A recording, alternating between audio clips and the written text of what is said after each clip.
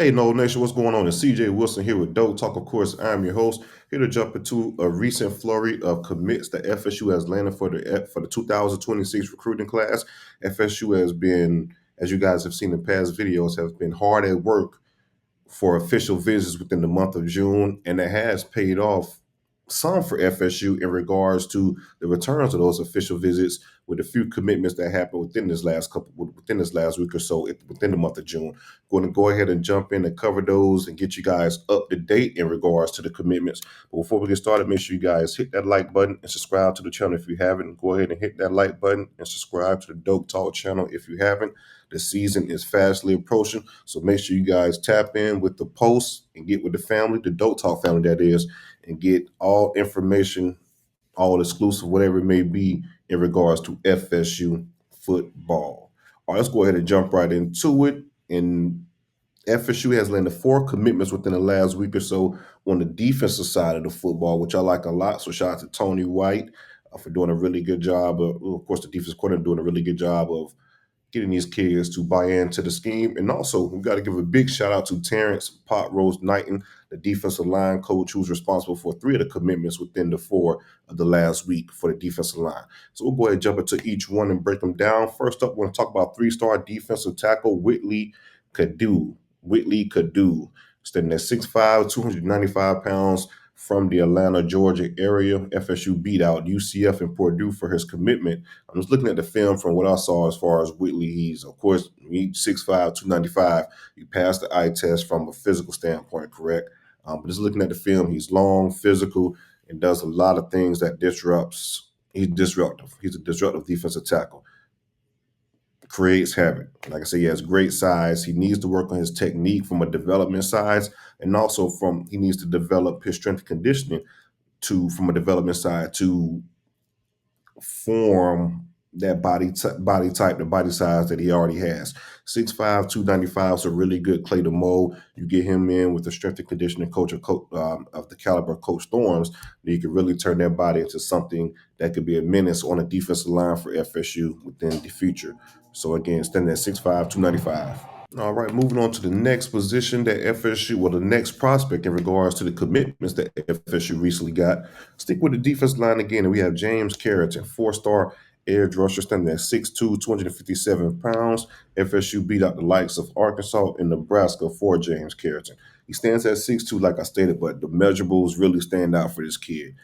6'8" wingspan, 10.5-inch hands. This kid, when you look at his film and just look at how physical he is from a violence standpoint, this kid doesn't mind mixing up and doing his thing in regards to the trenches, throwing his weight around, imposing his will, so to speak. He plays with a lot of power and really low pad level. You can credit that to his wrestling days, in my opinion, in regards to the power and, of course, the pad level, because wrestling is all about technique versus just overpowering your opponent. This past few seasons, he had 36 tackles for loss and 24 sacks within the last 18 games. So you bring in a lot of productivity, a physical, violent type of kid that can be developed as well. So you get him lined up with a coach like Terrence Knighton. I think really good things can happen from James Carrington. You already have the mindset, which is the first battle. Body type, long arms, things like that. Now we just need to develop technique and all that type of deal. Moving on, let's go. We're going to stick with, of course, like I said, the defensive position, but now we have a linebacker that's in the fold for FSU. 3-star linebacker Noah Lavallee from Georgia. FSU beat out the likes of Lane Kiffin and Ole Miss, the SEC team, for the commitment of Noah. He is the brother of Caleb Lavallee. If you guys remember during the winter transfer portal period, Caleb Lavallee transferred to FSU from the University of North Carolina, had his first start for North Carolina as a redshirt freshman in their bowl game, and led the team in tackles with over 9. But to stick with Noah himself, this past season, in one of the highest classifications in Georgia, he had over 120 tackles, so very productive. If you watch the film, the tape definitely stands out. He moves very well, very good instincts. He's athletic, he's violent, he flies to the ball. When you have, over 120 tackles within a season, you have to have those attributes. So he does a really, really good job of diagnosing the play and reacting and making a play on the ball. I like this kid a lot. Really good linebacker. Beat out the University of Ole Miss, like I stated. Moving on to the next prospect and the last one This is probably my favorite so far out of the four that we recently had committed for FSU. Four-star defensive tackle Tico Crittendon. If I'm pronouncing that last wrong, forgive me. Tico Crittendon, 6'4", 300 pounds, out of Georgia. FSU ended up beating out four Tico's commitment, the University of Tennessee, University of Georgia, and Texas Tech University. We're talking about some heavy hitters, especially the two SEC teams at University of Georgia and Tennessee.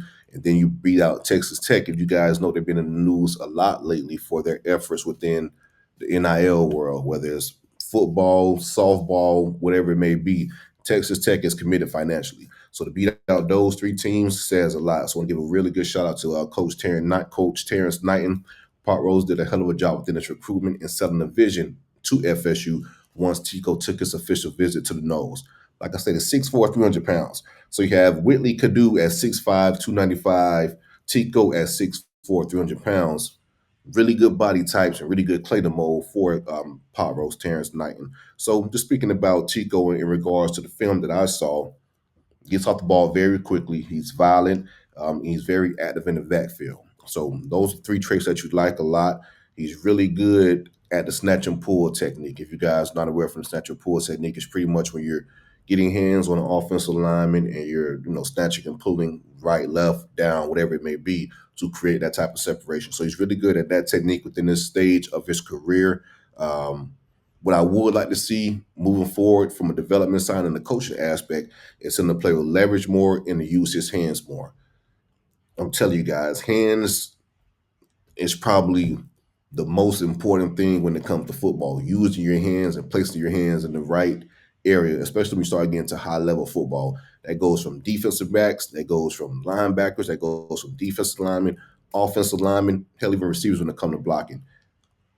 Running backs when it comes to pass blocking. Hands are very important. Hand placement and how to use your hands can separate you and make a lot of plays easier on the football field. So in regards to Tico, if he learns to use his hands and play with leverage more, I think the kid will be perfectly fine. So FSU is off to a very hot start in regards to the summer recruiting. Official visitors are not done yet. I do foresee a very big June or a very big July for FSU in regards to commitments, which would be more so a return of the 4 or 5 official visit weekends that FSU has hosted, but nonetheless, throughout, I guess you could say, in between the official visits and leading up to July, some kids just know. They don't have to go through all the process in regards to taking their official visits and things like that or waiting for a certain commitment date. Some kids just know that they want to be FSU Seminoles or wherever they want to be. And these 4 kids that I just went over, they knew. They knew. They wanted to be Noles, so welcome to the family. So go ahead and hit that like button, subscribe to the channel. We have more news and quick hitters coming for you shortly. Again, like and subscribe. Go Noles.